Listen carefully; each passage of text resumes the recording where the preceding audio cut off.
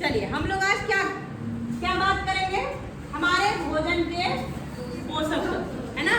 पोषक तत्वों के लिए हमें क्या करना पड़ेगा, भोजन कैसा होना चाहिए हमारा, संतुलित भोजन। तो संतुलित भोजन में क्या क्या होना है, क्या शामिल करेंगे अपने भोजन में हम, बिल्कुल है ना।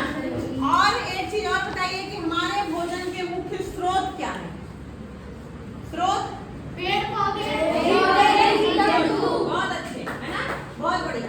तो दो हमारे मुख्य घटक हैं, मुख्य स्रोत हैं। तो उस स्रोतों के से ही हम अपना भोजन प्राप्त करते हैं।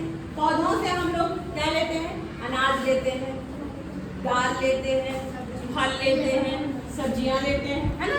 और जो हमारा जो जंतु है, सिर्फ दूध, दही, मांस, अंडा जो भी हम खाते हैं, ये हमारा किससे मिलता है, जीव जंतु, ठीक है। तो ये हमारे मुख्य स्रोत हैं दो, इनकी रक्षा भी, सुरक्षा भी जरूरी है।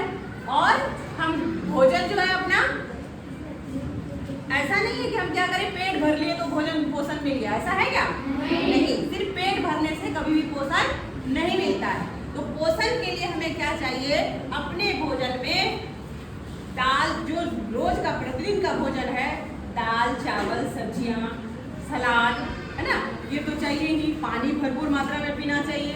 और दूध आज अभी आप बढ़ते बच्चे हैं, जो बच्चे बड़े होने वाले, जो बड़े बढ़ते हुए बच्चे होते हैं ना, तो उनको बहुत ऊर्जा की जरूरत होती है, तो उनको दूध पीना चाहिए, दाल खाना चाहिए भरपूर मात्रा में, है ना। इससे क्या होगा, आप जल्दी जल्दी बड़े हो जाएंगे, आपका दिमाग तेज होगा।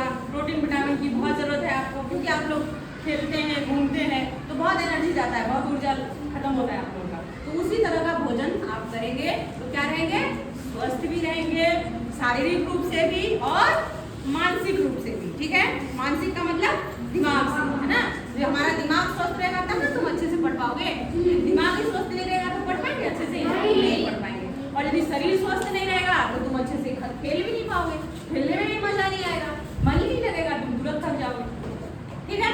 तो ये कुछ बातें हैं जो हमारे भोजन में होना चाहिए, शामिल होना चाहिए। और भोजन के ही माध्यम से इतना सारा चीज मिलता है। यदि हम एक दिन का व्रत करते हैं तो क्या लगता है कि कब तक व्रत कब खत्म हो और हम भोजन करें, है ना, भूख लग जाती है ना बहुत तेज।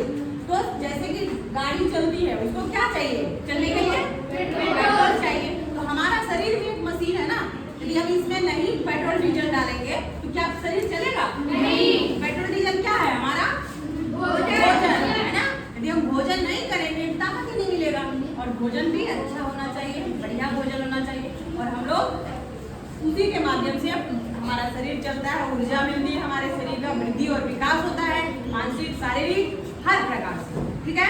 तो इन घटकों के बारे में और भी विस्तार से हम लोग चर्चा करेंगे कि कार्बोहाइड्रेट, जो भी तत्व है हमारे, प्रोटीन, विटामिन, कार्बोहाइड्रेट, वसा और खनिज लवण, इन सारे चीजों का ये हमें कहाँ से प्राप्त होगा, कौन कौन चीजों को खाने से हमें प्रोटीन मिलेगा, किसमें विटामिन भरपूर है, किसमें कार्बोहाइड्रेट मिलता है, कौन वसा है और कौन खनिज लवण है, पानी तो हमारा है ही, ये कौन कौन से खाद्य पदार्थ में मिलता है, इसका हम विस्तारित चर्चा करेंगे।